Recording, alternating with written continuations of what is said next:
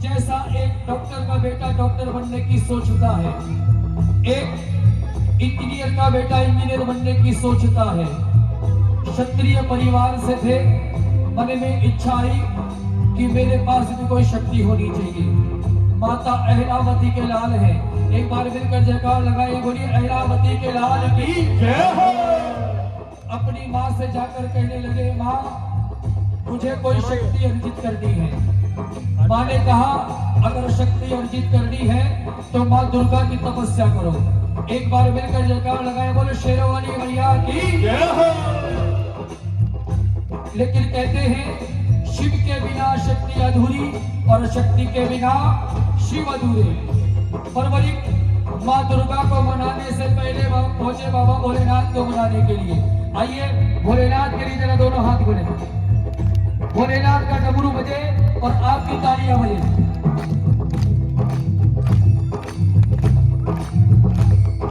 भोले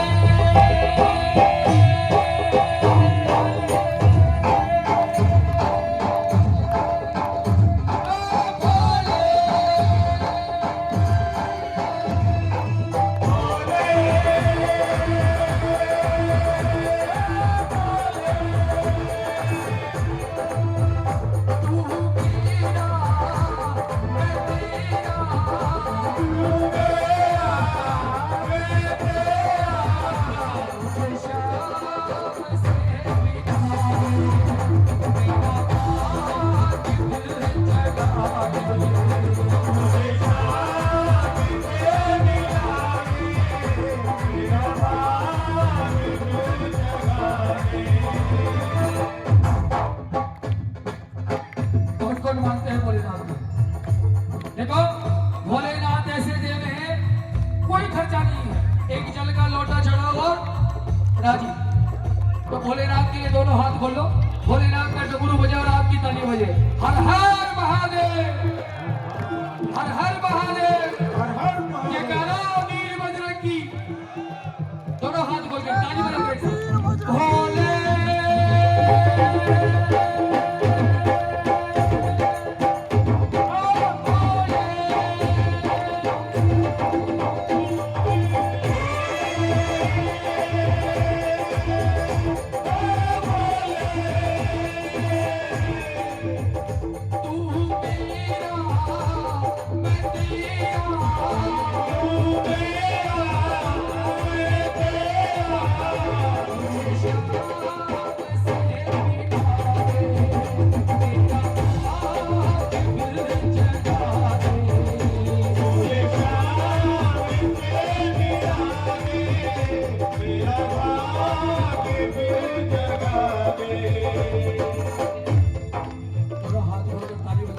शेरवाली मैया की बाबा भोलेनाथ को बनाया और बड़ी पहुंचे माँ दुर्गा को बनाने के लिए। एक बार दुर्गा माँ के लिए जरा जोरदार ताली साथ। आ तुझे दिल ने पुकारा, तुझे दिल ने पुकारा,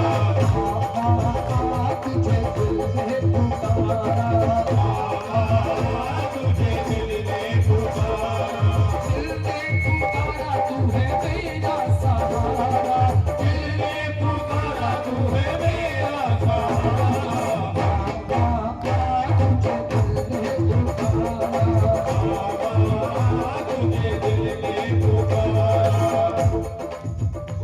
बाबा भोलेनाथ और मां दुर्गा की तपस्या करने के बाद में परवरिक ने तीन की शक्ति ऐसी प्राप्त की जो पूरी सृष्टि में किसी के पास नहीं थी। एक बार मिलकर जयकार लगाए, बोल तीन बाणधारी की जय हो।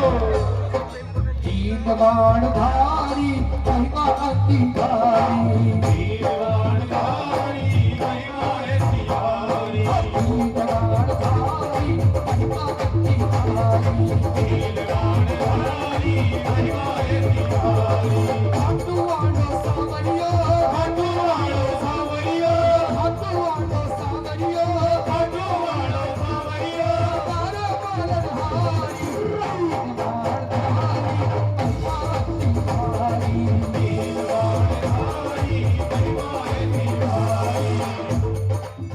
कहते हैं जब इंसान के पास पैसा आता है तो उसे खर्च करने की इच्छा होती है, और कुछ शक्ति आती है तो दिखाने की इच्छा होती है। बर्बरीक 3 तीरों की शक्ति लेकर अपनी माँ के पास पहुंचे और माँ से जाकर कहने लगे, माँ मुझे इस महाभारत के युद्ध में लड़ना है। अब माँ ने कहा, बेटा अभी तुम 14 वर्ष के छोटे से बालक हो, तुम्हारी लड़ने की उम्र नहीं है। माँ ने बर्बरीक को लाख समझाया, लेकिन बर्बरीक के समझ में कुछ भी नहीं आया। बर्बरीक जिद पर अड़ गए कि मुझे इस महाभारत के युद्ध में लड़ने के लिए जाना है। माता अहलावती ने अपने मन में विचार किया कि पांडव और कौरव, नारायण की नारायणी सेना कौरवों के साथ है, पांडव कमजोर होंगे। मां ने मन में विचार किया और बर्बरीक से कहने लगी, हे बर्बरीक, बेशक युद्ध में लड़ने के लिए जाओ, लेकिन जाने से पहले मुझे 2 वचन देकर जाओ। कौन से 2 वचन? प्रेमियों, ये 2 वचन इन्होंने द्वापर युग में अपनी मां को दिए, जो आज कलयुग में साबित हो रहे हैं। मां ने कहा, पहला वचन, जो युद्ध में हारेगा तुझे उसका साथ देना है। एक बार मिलकर जयकार लगाए, हारे के सहारे की जय हो। और दूसरा वचन, रास्ते में तुझे कोई मिल जाए, तुझसे कुछ मांगा जाए तो इनकार नहीं करेगा। एक बार मिलकर जयकार लगाए, वो लखदातार की जय हो। अपनी मां को दोनों वचन दिए।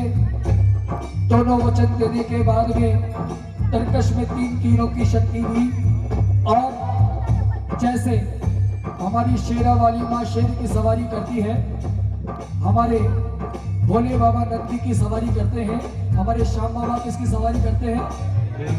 एक बार मिलकर जयकार लगाओ, बोल नीले के सवारी की जय हो। नीले घोड़े रात सवार, खटुआ सवारी हो। नीले घोड़े रात सवार, खटुआ सवारी हो। रात सवार, खटुआ सवारी हो। नीले घोड़े रात सवार, खटुआ सवारी हो।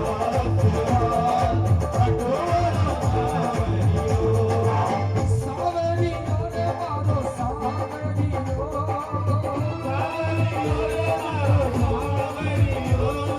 सावरी रे मारो सावरी हो। ओ नीले, ओ नीले, ओ नीले। रात सवार, खटुआ सवारी हो। नीले घोड़े रात सवार, खटुआ सवारी हो।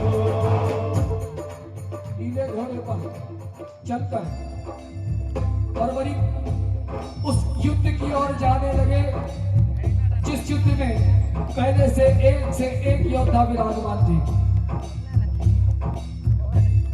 बर्बरीक जैसे जैसे युद्ध की ओर बढ़ने लगे, आंधी तूफान चलने लगे।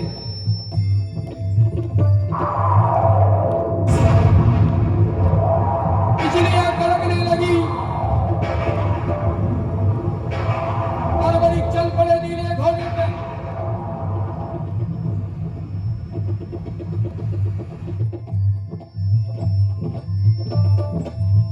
युद्ध में आते भीष्म पितामह ने देखा, द्रोणाचार्य ने देखा, कृपाचार्य ने देखा, भीम ने देखा, युधिष्ठिर ने देखा, नकुल ने देखा, सहदेव ने देखा। लेकिन जैसे ही अर्जुन की नजर पड़ी, अर्जुन मन में घबरा गए। अर्जुन ने कन्हैया से कहा, हे कन्हैया, आप जाकर देखकर आइए, छोटा सा बालक कौन है जिसके आने से पहले इतने हाहाकार मच रहे हैं। बर्बरीक नीले घोड़े पर चलकर आ रहे हैं। अर्जुन के मन में चिंताएं बढ़ रही है। अर्जुन ने कन्हैया से कहा, और कन्हैया ने उसी वक्त अर्जुन के कहने पर एक ब्राह्मण का वेश धारण किया और जाकर बर्बरीक का रास्ता रोका।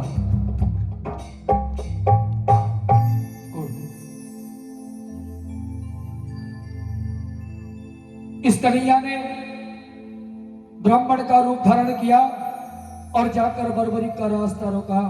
कहने लगे, हे बर्बरीक, कहां जाते हो? बर्बरीक अपने नीले घोड़े से उतरे, ब्राह्मण देव को प्रणाम किया और जाकर अपना परिचय दिया और कहने लगे, हे ब्राह्मण देव, मैं इस महाभारत के युद्ध में लड़ने के लिए जा रहा हूं। ब्राह्मण देव कहने लगे कि बर्बरीक, अभी तुम 14 वर्ष के छोटे से बालक हो, अभी तुम्हारी लड़ने की उम्र नहीं है, क्यों मरने के लिए जा रहा है? वहां पहले से एक योद्धा विराजमान है। भीष्म पितामह है, भीम है, अर्जुन है, कर्ण है, दुर्योधन है, दुशासन है, क्यों मरने के लिए जा रहा है? बर्बरीक ने बड़ा सुंदर जवाब दिया कि हे ब्राह्मण देव, जिनके हौसले बुलंद होते हैं वो अपनी उम्र नहीं देखा करते, निकल पड़ते हैं। बोलिए महाबली बर्बरीक की जय हो। ब्राह्मण देव कहने लगे, इतना घमंड? बर्बरीक, ऐसी कौन सी शक्ति है तुम्हारे पास जिस शक्ति के दम पर तुम लड़ने के लिए जा रहे हो? बर्बरीक कहने लगे, हे ब्राह्मण देव, मैंने अपनी 14 वर्ष की आयु में बाबा भोलेनाथ की तपस्या की, मां दुर्गा की तपस्या करी और उनके आशीर्वाद से 3 तीर ऐसे प्राप्त किए हैं जिन तीरों की शक्ति पूरे सृष्टि में किसी के पास नहीं है। बोल 3 बाणधारी की जय हो।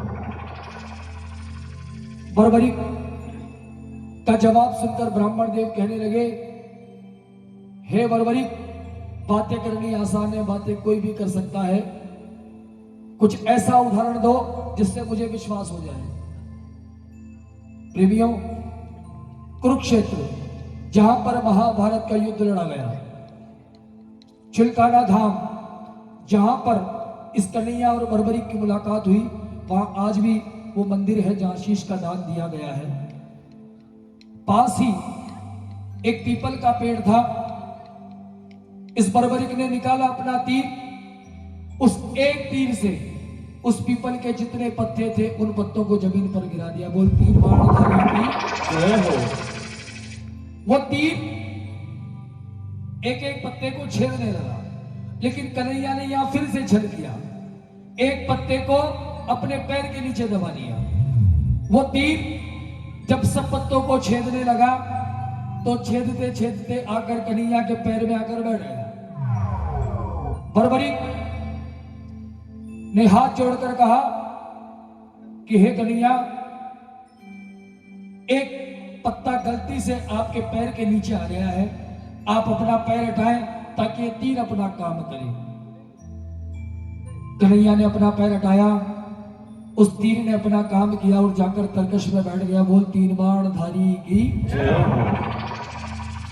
ब्राह्मण देव इस बात को समझ गए कि अगर ये युद्ध में जाएगा तो कुछ ना कुछ अनर्थ जरूर करके आएगा। ब्राह्मण कन्हैया ने ब्राह्मण का रूप धारण कर रखा था।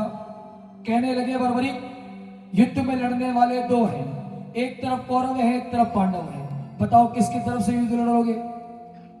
बर्बरीक ने बड़ा सुंदर जवाब दिया कि मैं किसी को नहीं जानता, मैं घर से निकलते वक्त अपनी मां को वचन देकर आया हूं कि जो हारेगा मुझे उसका साथ देना है। बोलो हारे के सहारे की जय हो।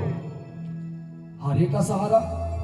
ब्राह्मण देव कहने लगे, यानी अगर पांडव हारेंगे तो तू पांडवों की तरफ से लड़ेगा, पांडव जीत जाएंगे, कौरव हारेंगे, फिर तुझे कौरवों की तरफ जाना पड़ेगा, फिर कौरव जीतेंगे, पांडव हारेंगे, फिर तुझे इधर आना पड़ेगा। कौरव पांडव करते करते करते युद्ध का निर्णय नहीं निकलेगा। बर्बरीक, ये कौन सा वचन लेकर आए हो? वहां पर 2 पक्ष हैं, दोनों में से तुझे एक को चुनना पड़ेगा। बर्बरीक कहने लगे, ना, मैंने अपनी जो मां को वचन दिया है उस वचन को मैं नहीं तोड़ सकता। बर्बरीक की बात सुनकर ब्राह्मण देव कहने लगे, हे बर्बरीक, जो वचन तूने दिया है हारे का सहारा, वो वचन तेरा बेकार हो गया।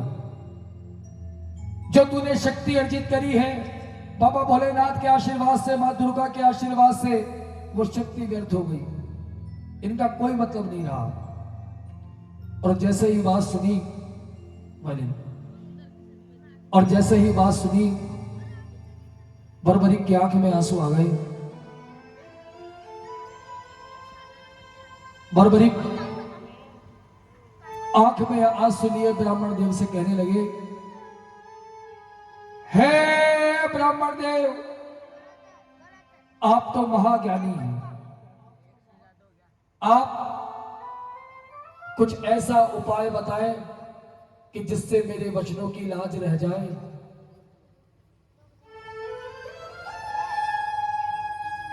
और मेरी शक्ति भी व्यर्थ नहीं जाए। बात को सुनकर ब्राह्मण के मुख से आवाज आई, हे बर्बरीक, आने वाले कलयुग में मुझे एक शीश के दान की आवश्यकता है। वो शीश का दान किन्हीं 3 महाबलियों में से एक का हो सकता है। पहले स्वयं श्री कृष्ण, दूसरे अर्जुन और तीसरे तुम। श्री कृष्ण का शीश नहीं ले सकता क्योंकि उनको युद्ध रचना है। अर्जुन का शीश नहीं ले सकता क्योंकि उनको युद्ध लड़ना है। बच्चे, तुम अपने शीश का दान दो और इस धरती का कल्याण करो। बोल शीश के दानी की जय हो। जैसे ही सुना शीश का दान, बर्बरीक की आंख में आंसू और बढ़ गए और रोते रोते बर्बरीक ब्राह्मण देव से कहने लगे, हे ब्राह्मण देव, ये क्या मांग लिया आपने? शीश का दान? लेकिन जैसे ही शीश का दान मांगा, बर्बरीक को अपनी मां का दूसरा वचन याद आ गया कि रास्ते में तुझे कोई मिल जाए, तुझसे कुछ मांगा जाए तो इनकार नहीं करेगा, तुझे देना पड़ेगा। वो लख दातार की जय हो। बर्बरीक ने कहा कि हे ब्राह्मण देव, मैं अपनी मां की वचन के लाज को रखने के लिए शीश का दान दूंगा। अपनी मां के वचन को झूठा साबित नहीं होने दूंगा। लेकिन जो शीश का दान मांग ले वो साधारण ब्राह्मण नहीं हो सकता। पहले आप अपने असली रूप में आइए। और प्रेमियों, चिल्काना धाम जहां पर कन्हैया और बर्बरीक की मुलाकात हुई, उस महाभारत काल में, द्वापर युग में पहली बार इस कन्हैया ने इस बर्बरीक को अपना विराट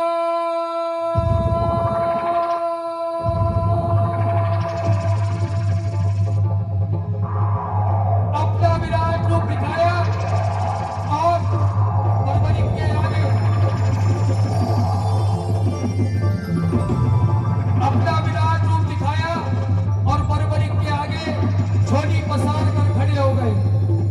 मांगा शीश का दान मुरली बांधे दे, मांगा शीश का दान मुरली बांधे दे, मांगा शीश का दान मुरली बांधे दे। बर्बरीक ने निकाली अपनी तलवार, दे दिया शीश उतार खाटू वाले, दे दिया शीश उतार खाटू वाले ने। मांगा शीश का दान मुरली बांधे दे, मांगा शीश का दान मुरली बांधे दे, दे दिया शीश उतार खाटू वाले ने, दे दिया शीश उतार खाटू वाले ने, दे दिया शीश उतार खाटू वाले ने, दे दिया शीश उतार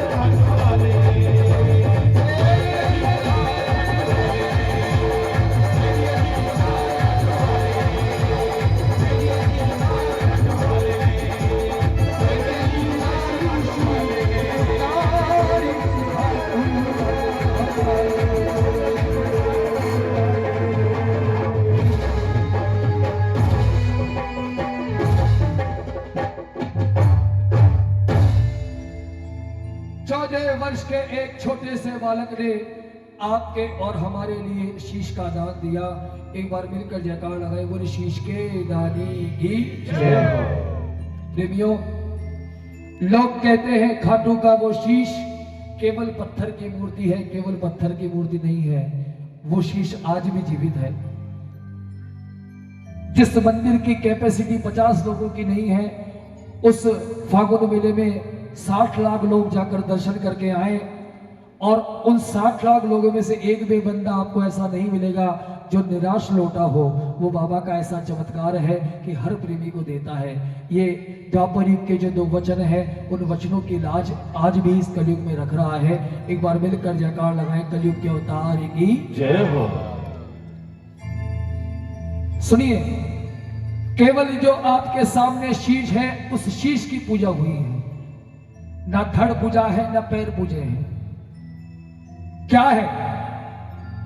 जैसे ही शीश का दान दिया, धरती पर पड़ा वो शीश कन्हैया से पुकार करने लगा कि हे कन्हैया, आपसे एक विनती है, मेरी आखिरी इच्छा है, अगर आप पूरी करें। कन्हैया बोले, बोलो। बरबरीक ने कहा कि मैं युद्ध देख तो नहीं पाया, युद्ध लड़ तो नहीं पाया, लेकिन मेरा एक निवेदन है आपसे, ऐसी कोई व्यवस्था कर दे कि मैं इस पूरे युद्ध को देख लूं। और प्रेमियों, उसी वक्त उस कन्हैया ने इस शीश को अमृत पान करवाया, और जिसको अमृत पान करवाया जाता है वो अमर हो जाता है, मरता नहीं है। इसलिए आज इस शीश की इतनी पूजा होती है। एक बार मिलकर जयकार लगाएं, शीश के दानी की जय हो। चिलकाना धाम, जहां शीश का दान दिया गया, पास ही चूड़दार पर्वत है। उस चूड़दार पर्वत पर उस चूड़दार पर्वत पर कन्हैया ने शीश को विराजमान कराया, और कहते हैं कोई अच्छा करता है तो अपने आप का फल लेता है, और कोई बुरा कर जाए तो कोई बुराई लेता नहीं है। महाभारत का युद्ध खत्म हुआ, सारे कौरव मारे गए, मात्र 5 पांडव जीवित रहे, और 5 पांडव आपस में लड़ने लगे। मन में अभिमान था आया, युद्ध किसने है जिताया,